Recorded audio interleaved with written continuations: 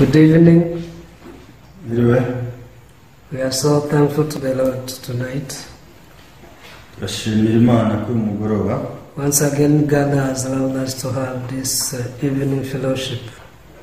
Imana yatwemereye kugira ihuriro ry'umugoroba nanone.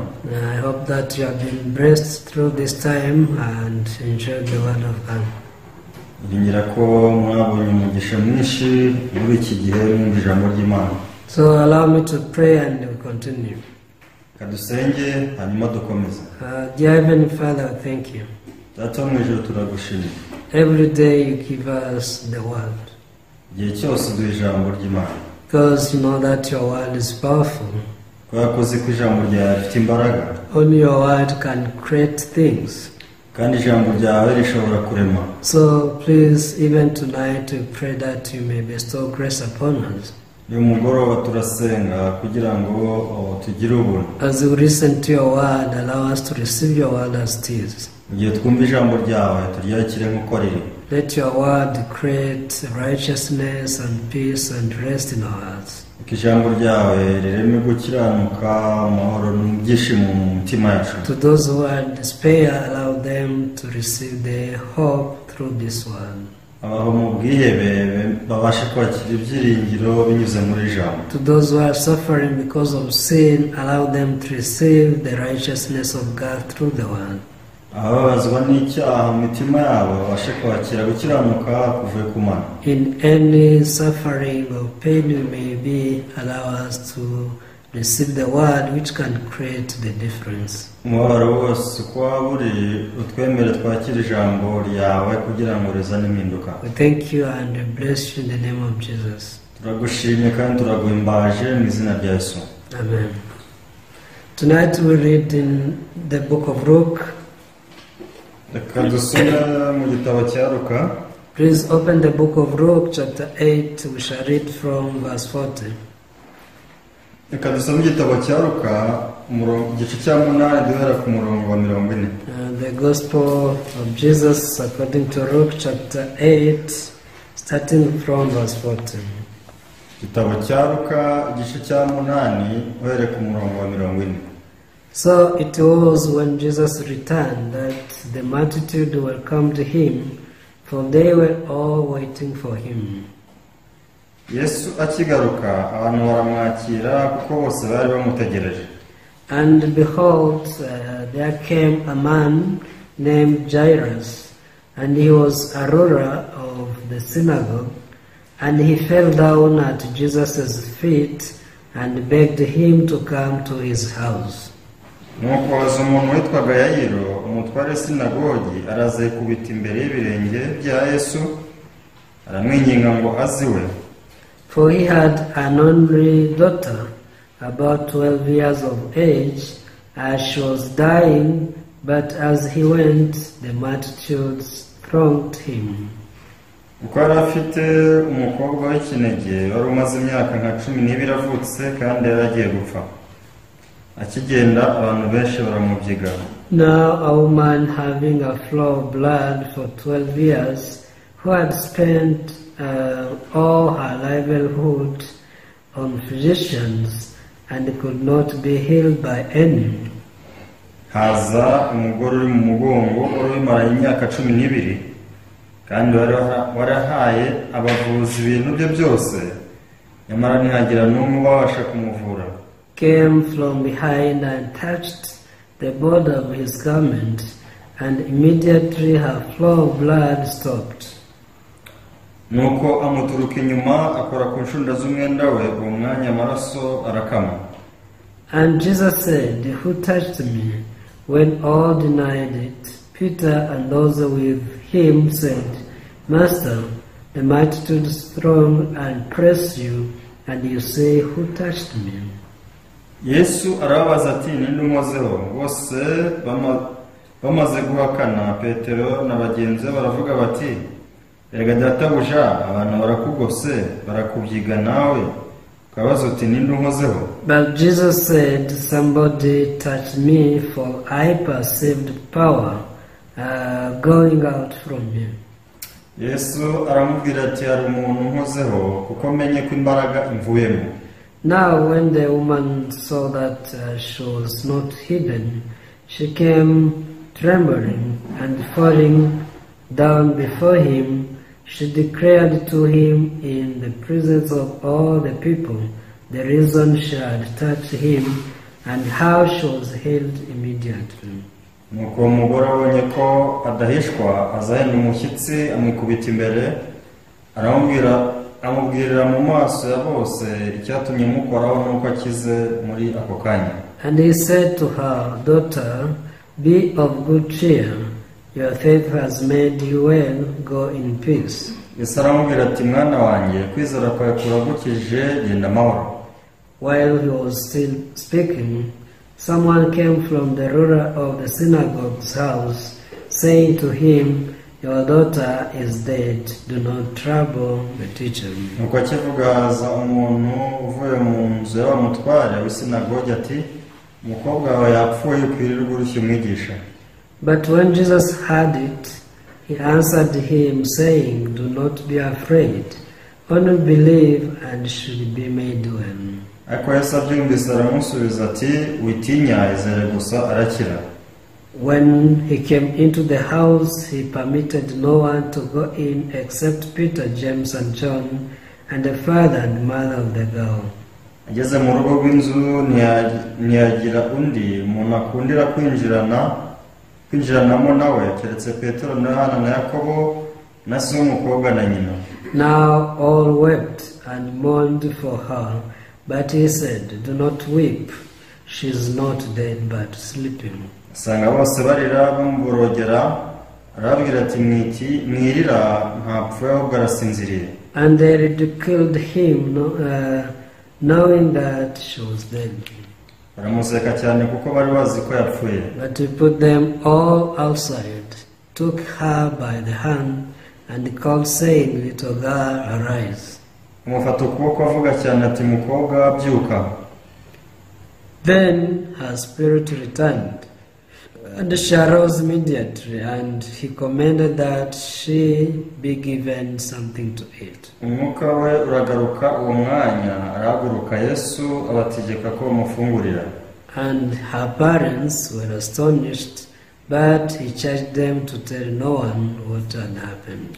ababyeyi baratangara cyane ariko arabihanangiriza ngo batagira uwo babwira ibibaye. Yes, we have read up to verse 56. tugeze ku murongo wa 56. The Bible talks about the world of the heart.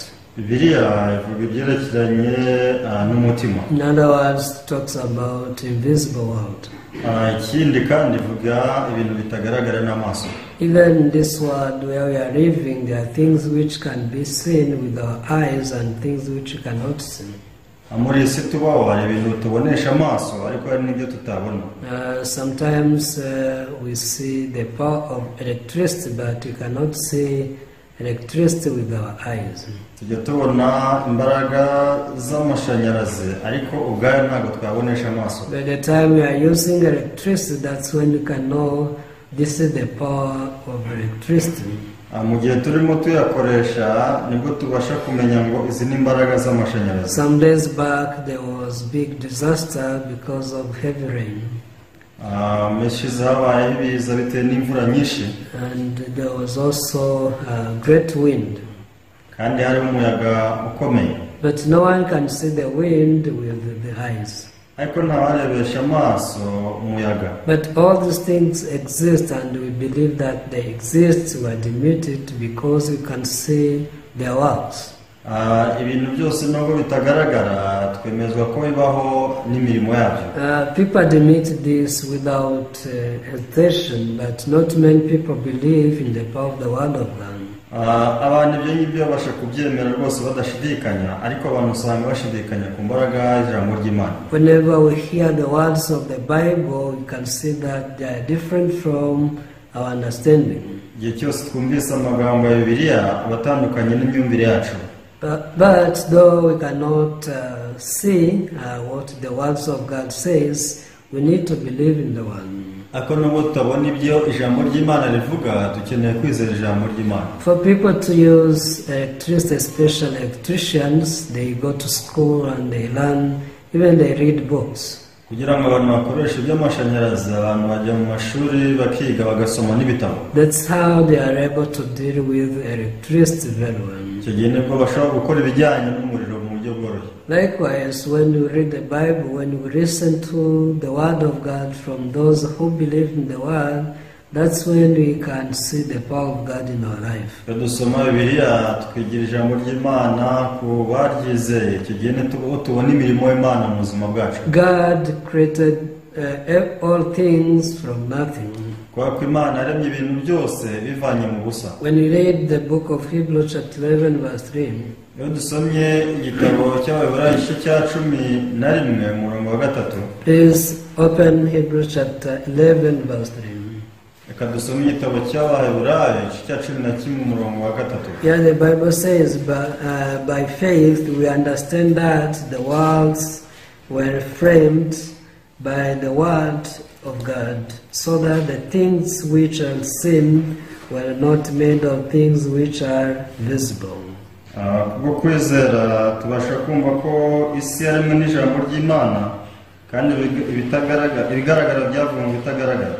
Yes, God said, let there be this, and it happened accordingly. birivuga ko byabayeho kandi byabayeho nk'uko byagenwe. And this is of the power of God, the power of the word. ibi rero ni imbaraga y'ijambo ry'Imana. Even the story we read today, ijambo twasomye uyu munsi it talks about the power of the word of Jesus. bivuga imbaraga y'ijambo rya Yesu. By just uniting the heart with Jesus, ku mutima na Yesu gusa, by touching Jesus, gukora kuri Yesu, by receiving the word of Jesus, kwakira ijambo rya Yesu, many miracles could happen when Jesus was in the world. ibitangaza byinshi bishobora gukoreka igihe cyose Yesu ari mu ijambo rye. Even now, when people listen to the word and receive it, they experience tremendous power of God. rero nubwo abantu bakira ijambo ry'Imana nk'uko riri, babasha kubona imirimo itangaje y'Imana. But why do many people don't receive the power of God? ase kuki abantu benshi batakira imbaraga y'ijambo ry'Imana? We preach the gospel every day. buri munsi tuba tubwiriza ubutumwa bwiza. We speak about righteousness of God every day. tukavuga gukiranuka kw'Imana buri munsi. Because we experience the same righteousness of God in our life. kubera ko twabashije kubona gukiranuka kw'Imana mu buzima bwacu. But some people, when they listen to the gospel, they just despise it. ariko abantu benshi iyo bumvise ubutumwa bwiza barabusuzugura. They don't think this gospel is the power which can save them.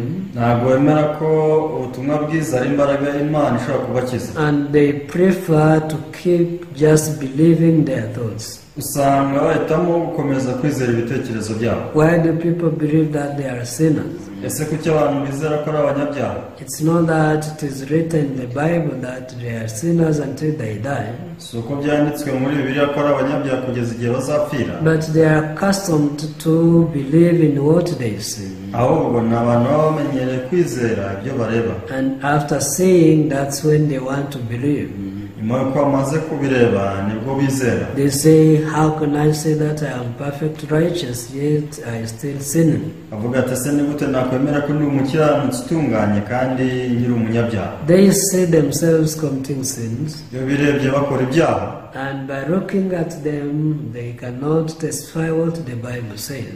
bitewe no kwireba muri iyo shusho ntabwo bizera ibyo Bibiliya ivuga. Of course, when we try to believe in God, there are so many things which discourage us. birumvikana iyo wizera Imana hari ibintu biguca intege. Especially Satan keeps whispering in our ears. kubera ko Satani akomeza kutwongorera mu matwi yacu. You know, there is a song in hymn book number 120. hari indirimbo yo mu gitabo 120. It says, Satan reminds me my wickedness. Satani niwe unyibutsa ibyaha byanjye. And when he reminds me, he wants me to be in despair.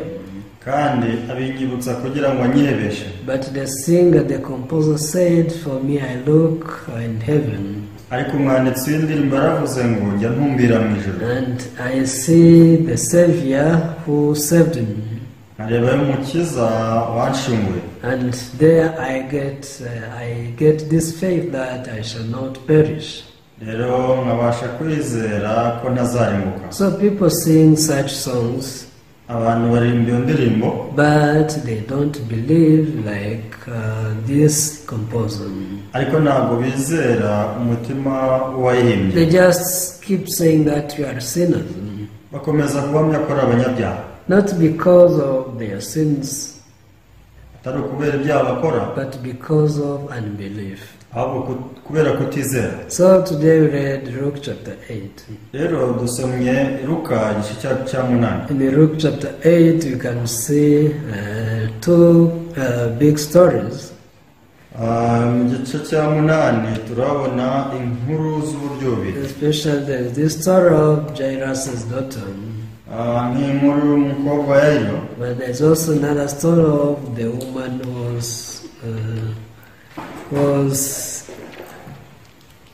who had the issue of blood for 12 years. ni inkuru y'umugore wari uri mu mugongo imyaka 12. So when you read the Bible, iyo dusomye Bibiliya you can see that when Jesus was in the world, he met so many people. Yesu igihe yari ari mu isi yahuye n'abantu batandukanye, Many people could gather where he was, abantu wasangaga bateranira aho ari, but not many could receive his works. ariko si benshi babashaga kwakira ijambo rye. Who could receive the works of Jesus? Ese ninde wabashije kubona imirimo ya Yesu? Verse 40 says, so it was when Jesus returned that the multitude welcomed him, for they were all waiting for him. Umurongo wa 40 uravuga ngo Yesu akigaruka abantu baramwakira kuko bose bari bamutegereje. Why do you think the multitude waited for Jesus? Ese kuki abantu benshi bari bategereje Yesu? Of course, they wanted to receive the grace of Jesus. Birumvikana bashaka kwakira ubuntu bwa Yesu, They want to see the works of Jesus. bashaka kubona imirimo ya Yesu. But among the multitude of people, ariko muri abo bantu benshi bari aha, only two people were able to receive the grace of Jesus. abantu babiri bonyine nibo babashije kwakira ubuntu bwa Yesu. Why is it like this? Ese kuki ari uko biri? Even today we can see many churches and Christians n'uyu munsi tubasha kubona amatorero menshi n'abayobozi bayo, and especially when we read Matthew chapter 25, iyo dusomye Matayo igice cya 25 there's a story of 10 virgins. aho ngaho tuhabona inkuru y'abakobwa 10. There the Bible says that 5 of them were wise and the other 5 were foolish. Birivuga ko 5 bari abanyabwenge ariko abandi 5 bari abapfu. But all of them, they were waiting for the groom. Bose rero bari bategereje umukwe. And the Bible says that when the groom came, birivuga ko umukwe yazaga, only 5 were able to go in with him. 5 bonyine nibo babashije kwinjirana nawe. Why this happened? Se kuki ari uko byagenze? All of them, they were waiting for the groom, Bose bari bategereje umukwe, but not all entered in the room with him. ariko nyamara si bose babashije kwinjirana nawe. Many Christians, they wait for Jesus. Abakristo benshi bategereje Yesu, They are waiting until Jesus comes back. bategereje kugeza igihe Yesu azagarukira. But who will go to heaven? Ako se ninde uzajya mu ijuru? Not everyone. Ntabwo ari buri wese, Not every Christian, ntabwo ari umukristo wese, but true born-again Christians. ahubwo ni umukristo wavutse ubwa kabiri gusa. Even if you are a Christian today, Ntabwo ari umukristo uyu munsi, you better think deeper and check if you are truly born again. ni ukugenzura neza ukamenya niba koko waravutse ubwa kabiri. Who is born again Christian? Ese umukristo wavutse ubwa kabiri ninde? Yes, you may be waiting for the groom, Birumvikana ushobora kuba utegereje umukwe, that is Jesus, ari we Yesu, but you have to check if you are among 5 wise virgins or foolish. ariko ugomba kugenzura ukareba niba uri muri aba bakobwa 5 b'abapfapfa cyangwa se uri muri 5 b'abanyabwenge. Because when Jesus comes back, he will not come to save you from sin. Kubera ko Yesu naza ntabwo azaza aje kugukiza ibyaha, He will come to take the bride. ahubwo azaza aje gutwara umugeni we. And who is the bride? Nese umugeni ninde? The bride is a true born-again Christian. Umugeni ni umukristo wavutse ubwa kabiri by'ukuri. That's why you must know how we can receive the forgiveness of sins and be born again. niyo mpamvu tugomba kumenya ko twakwakira imbabazi z'icyaha tukavuka ubwa kabiri.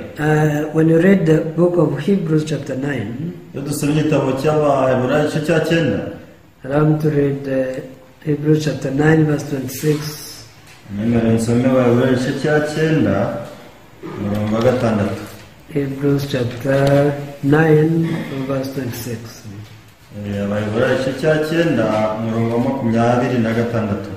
The Bible says he then would have had to suffer often since the foundation of the world. But now, once at the end of the age, he has appeared to put away sin by the sacrifice of himself. And as it is appointed for men to die once, but after this the judgment, so Christ was offered once to bear the sins of many.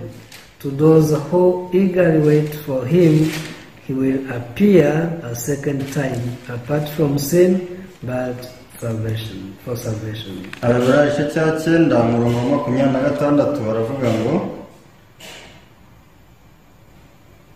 kuko iyo biba bityo aba yari akwiye kubabazwa kenshi uhereye ku kuremwa kw'isi, ahubwo none abonetse rimwe gusa ku mpera y'ibihe kugira ngo akuzeho ibyaha kwitamba kwe. Up to verse 28. Kugeza kuri 28. Kandi nk'uko abantu bagenewe gupfa rimwe hanyuma yaho hakaza urubanza, niko na Kristo amaze gutanga rimwe wishyiriye ibyaha bya benshi azaboneka ubwa kabiri atazanywe no kwitambira ibyaha, abonekere abamutegereza kubazanira agakiza. Yes. Here the Bible says that Jesus will come back.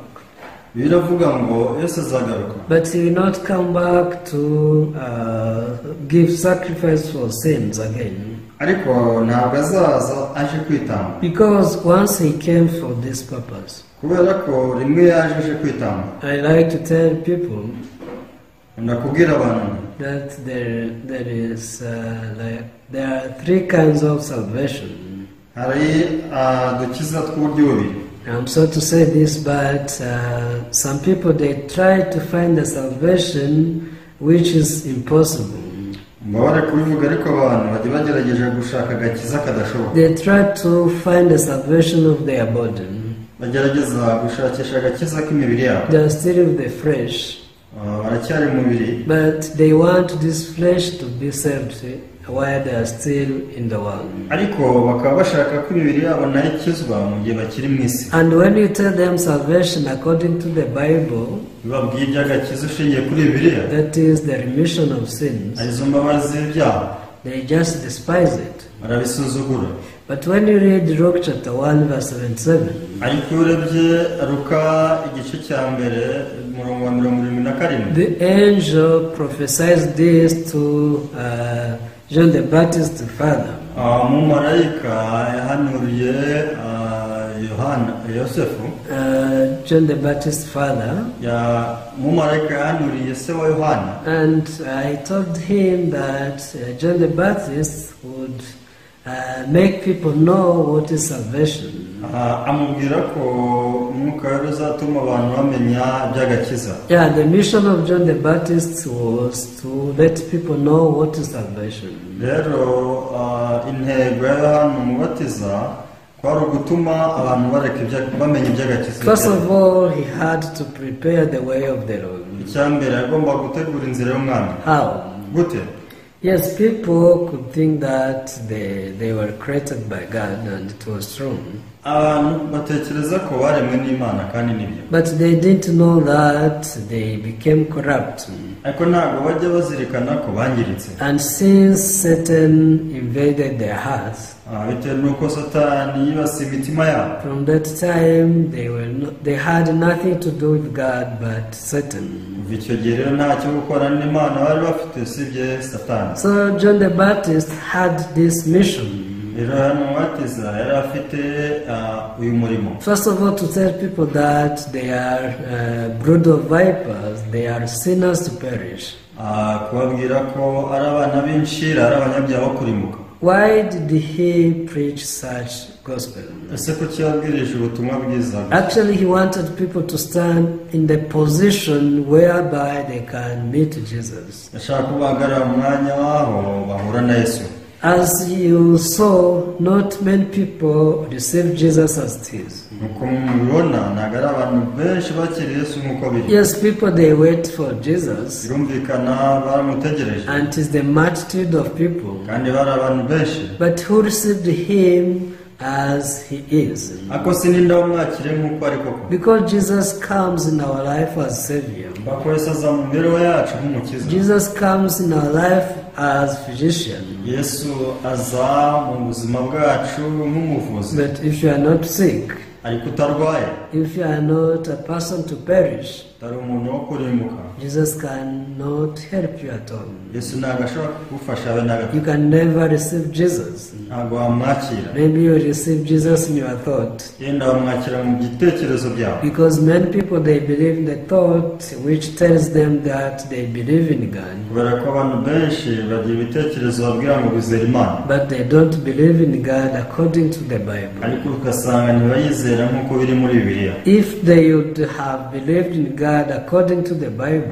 Iyo wabarize Yesu nk'uko biri muri Bibiliya, the Bible says that whoever believes in him shall not perish but have everlasting life. Bibiliya yakavuze ati birivuga ko umwizera atarimuka ahubwo ahabwa ubugingo buhoraho. By just faith to believe in Jesus, Ubwo kwizera Yesu gusa you can receive this result that is everlasting life. twakwakira iki gisubizo ari cyo bugingo buhoraho. But people still think that Jesus didn't finish his mission. Ariko abantu batekereza ko hari Yesu atigeze asoza umurimo wamuzanye. They don't believe Jesus as Savior who came and saved them. Ntabwo bamwizera nk'umukiza waje akabakiza. But tonight I want to tell you Ariko uyu mugoroba ndashaka kubabwira ko that you need to receive salvation as remission of sins. ukeneye kwakira agakiza nk'imbabazi z'ibyaha. Not salvation of your body, ntabwo ari agakiza k'imibiri, because your flesh cannot be saved kubera ko imibiri yacu ntizakizwa until Jesus comes back. kugeza ubwo Yesu azaba agarutse. Until Jesus comes back to redeem your body, kugeza ubwo Yesu azaba agarutse gucungura imibiri yacu. that's when he will give you the new body. igihe nibwo tuzambikwa undi mubiri mushya. But now we still have our flesh, kugeza ubu turacyabana n'imibiri yacu, and the flesh is flesh, kandi umubiri ni umubiri, and the spirit is spirit. umwuka nawo ni umwuka. So Jesus redeemed our spirit already, rero Yesu yacunguye roho zacu, but he has not yet redeemed our body. ariko ntabwo ari yacungura imibiri yacu. So you have to understand this. rero iki tugomba kucyumva. Don't try to receive salvation which is impossible, rero ntukagerageze kwakira agakiza kadashoboka, because this salvation is the one which is written in Hebrews chapter 9 verse 28. kubera ko niko kanditse hano mu Baheburayo igice cya 9 umurongo wa 28. First of all, 26 says, umurongo wa 26 wavuze ngo he then would have had to suffer often since the foundation of the world. But now, once at the end of the age, he has appeared to put away sin by the sacrifice of himself. iyo biba bityo aba yari akwiriye kubabazwa kenshi uhereye ku kuremwa kw'isi, ahubwo none abonetse rimwe gusa ku mperuka y'ibihe kugira ngo akuzeho ibyaha kwitamba. Do you believe that Jesus sacrificed himself? ese wemera ko Yesu yitambye? If so, you have to understand that Jesus took away your sins. rero niba ari uko biri ugomba kwizera ko Yesu yakuye ibyaha byawe, Because the Bible says that he appeared once at the end of the age, and he has appeared to put away sin. ko biravuga ngo ahubwo abonetse rimwe gusa ku mperuka y'ibihe kugira ngo akuzeho ibyaha kwitamba. Therefore your sins were put away. niyo mpamvu ibyaha byawe byigijweyo. That's why God calls you righteous. niyo mpamvu Imana ikwita ukiranuka. God calls me holy. Imana inyita uwera. not holy as a person, ntabwo ndi uwera nk'umuntu, but I'm as holy as Jesus, the Son of God. ahubwo ndi uwera nka Yesu umwana w'Imana. And this was the promise of God. Kuri ni isezerano ry'Imana. And this is the salvation, which is the remission of sin. Aka ni agakiza arizo mbabazi z'ibyaha. He put away our sins. Ibyaha byacu byose yabishyize ku iherezo. Verse 27, and as it is appointed for men to die once, but after this, the judgment. Kandi nk'uko abantu bagenewe gupfa rimwe hanyuma yaho hakaza urubanza. There is judgment. Hari urubanza. And this judgment will be at the last day. Kandi urubanza ruzabaho kumeruka. There, two kinds of people will appear. Kiragiye rero abantu babiri nibo bazagaragara. Wise virgins Umukobwa w'umunyabwenge and a foolish one. N'umupfapfa. Those who waited for the groom having the oil in their hearts. Abandi bategereje umukwe bafite amavuta mu mitima yabo. That is the Holy Spirit. Amavuta ni umwuka wera. We receive the Holy Spirit by receiving the Word of God. Twakira umwuka wera binyuze mu kwakira ijambo ry'Imana. And those who don't have the Holy Spirit, kandi abadafite umwuka wera, they cannot meet the groom. ntabwo babasha guhura n'umukwe. Because verse 28 says, so Christ was offered once to bear the sins of many. To those who eagerly wait for him, he will appear a second time apart from sin for salvation. Kubera ko umurongo wa 28 bavuga ngo niko na Kristo amaze gutambwa rimwe gusa, amaze gutambwa rimwe ngo yishyire ibyaha bya benshi, azabonekera ubwa kabiri atazwe no kwitambira ibyaha, abonekere abamutegereza kubazanira agakiza. So in these three verses you can see two kinds of salvation. Rero muri mirongo y'umbuko ari ibiri ubasha kubonamo agakiza mu buryo bubiri. There is accomplished salvation, which is the remission of sins. Agakiza kasohojwe arizo mbabazi z'ibyaha. But also there is the salvation which Jesus will bring for those who are waiting for him eagerly. Ariko kandi hari n'akandi gakiza Yesu azazanira abamutegereje. But when you read Luke chapter 8, rero urebye muri Luka igice cya 8, you can see that always Satan tries to deceive us. ubona uko Satani ahora agerageza kudushuka. People are waiting for Jesus. Abantu bari bategereje Yesu. Even those who want to be saved really, they wanted Jesus to heal them. N'abandi baba bashaka gukizwa bategereje Yesu ngo bakize. But Satan could not just leave them. Ariko Satani nawe ntawava iruhande. So when you read verse 41, Murongo wa 41, 41 Luke chapter 8 says, and behold, there came a man named Jairus, and he was a ruler of the synagogue, and he fell down at Jesus' feet and begged him to come to his house. Nuko haza umuntu witwaga Yayiro, umutware w'isinagogi, araza yikubita imbere y'ibirenge bya Yesu, aramwinginga ngo avuze iwe. For he had an only daughter, about 12 years of age, and she was dying. But as he went, the multitude thronged him.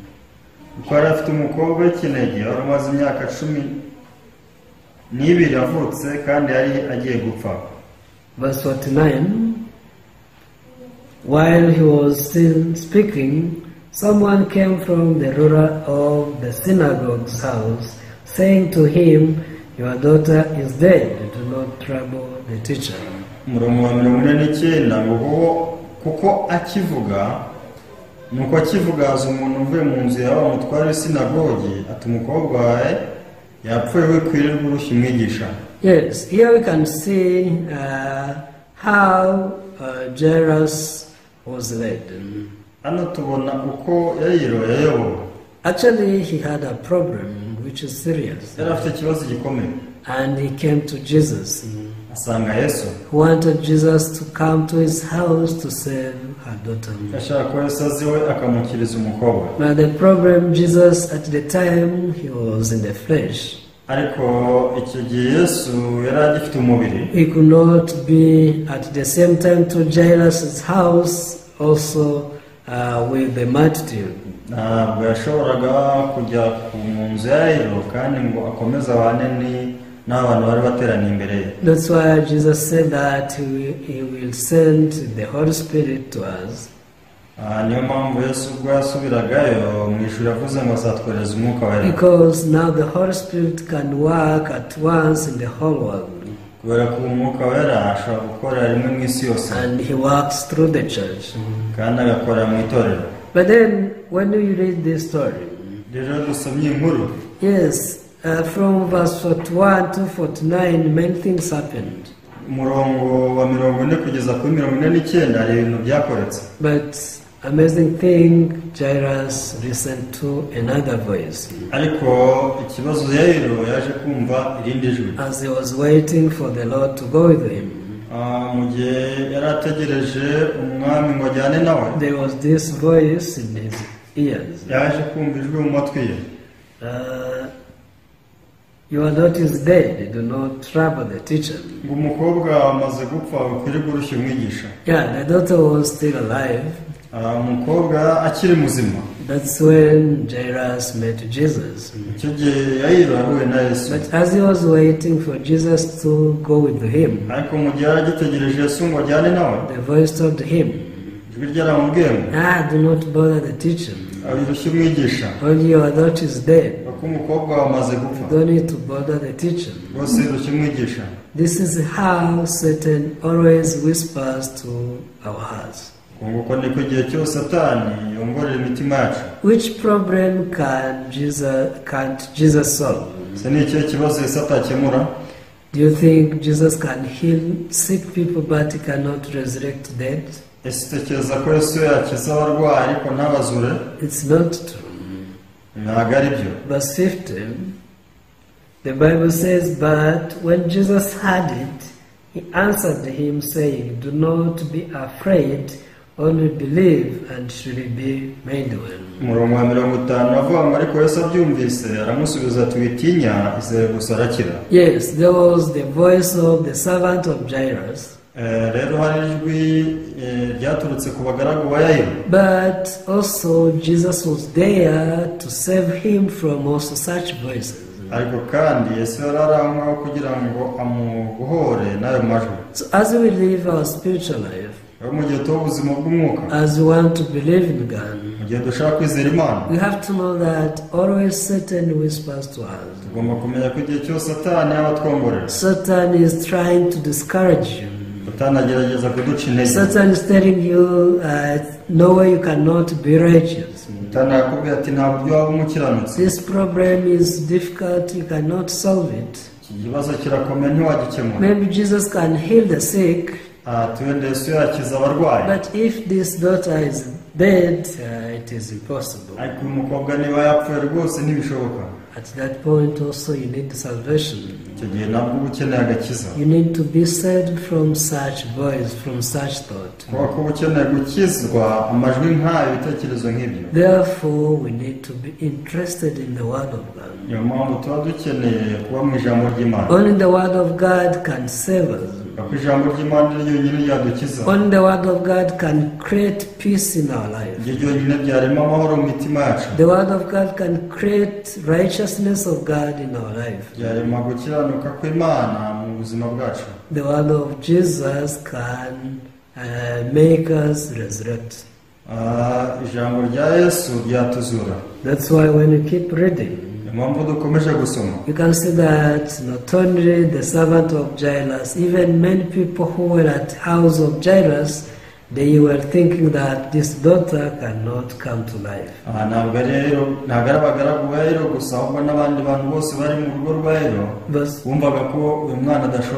Verse 53 says, and they ridiculed him knowing that she was dead.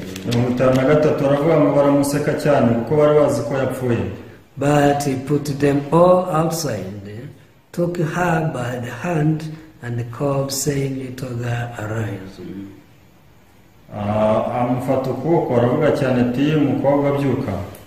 Verse 55 says, then her spirit returned, and she arose immediately, and he commanded that she be given something to eat. Umwuka we uragaruka umwanya arahaguruka Yesu abategeka ko bamugaburira. Yes, our eyes cannot see the power of the Word of God. amaso yacu ntabwo ashobora kubona imbaraga z'ijambo ry'Imana, But we need to believe in the Word of God. ariko rero dukeneye kwizera ijambo ry'Imana, Because this Word has power. kuko ijambo ry'Imana rifite imbaraga, Electricity has power. amashanyarazi afite imbaraga. And when you connect the power plant to your house, rero iyo uhuje n'umuyoboro uva iwawe, this electricity can come from that power plant to your house and you can use that power. umurongo ugera iwawe uhujwe n'undi mugari, icyo gihe iwawe ubasha kwakira zino mbaraga z'amashanyarazi. Likewise, if we are able to receive the words of God as it is, natwe rero niko dukeneye kwakira ijambo ry'Imana nk'uko riri. this word of God comes in our hearts and starts to work. aya magambo y'Imana aza mu mitima yacu agatangira gukora. It is the word which gives life. ni ijambo ritanga ubugingo. So I hope that tonight you think how you believe in God. ningiye kuri umugoroba twatekereza uko twizera Imana. Are you still sinner? siracyari umunyabyaha. Don't think it's because you come to sin. mutekereze ko ari uko ukora ibyaha. Because Jesus has put away your sins already kubera ko Yesu yamaze kwegezayo kure cyane ibyaha byawe, by sacrificing himself. yaritanze. Do you think that you have a problem which cannot be solved? ese tekereza ko hari ikibazo ufite kitakemuka? It is not true. ntabwo ariko bimeze. Those are the voice of Satan. ayo ni amajwi ya Satani. Satan wants to discourage you. Satani ashaka kuguca intege. But if you believe, ariko niwizera, just said, do not be afraid, only believe. nk'uko yavuze gusa witinya ahubwo izere. You also don't need to be afraid. nawe rero ntukeneye gutinya. You only believe in the word of God. wowe izere gusa ijambo ry'Imana, And you will see how the power of God works through you. uzabona imirimo y'Imana mu mibereho yawe. I'll speak up to here. ndasoreza hano, Let's pray. adusenge. Dear Lord, we thank you. data wo mu ijuru turagushimiye. Tonight you have given us the chance to listen to your word. uyu mugoroba uduhaye amahirwe yo kumva ijambo ryawe, Because we cannot see the power of your word. kubera ko tutabasha kubona imbaraga z'ijambo ryawe. Sometimes we despise your words. hari ubwo tujya dusuzugura ijambo ryawe. But Father, as your word made this daughter come to life, ariko kandi nk'uko iri jambo ryawe ryazuye uno mwana w'umukobwa, that's how you want also to resurrect all things in our life which are dead already. niko nanone kandi ushaka kuzura ibintu byose mu buzima byacu byapfuye. Once we were dead in our trespasses, twari dupfire mu gicumuro n'ibyaha byacu. but tonight we heard that you have already put away our sins. ariko muri uyu mugoroba tubonye ko wamaze kwigizaho kure ibyaha byacu. So allow this word to make us alive. twemerere ijambo ritubesheho. Bless everyone tonight. uwo mugisha buri wese muri uyu mugoroba. In the name of Jesus we prayed. dusanze twizeye mu izina rya Yesu. Amen. amen. Thank you. murakoze. See you again. tuzasubira.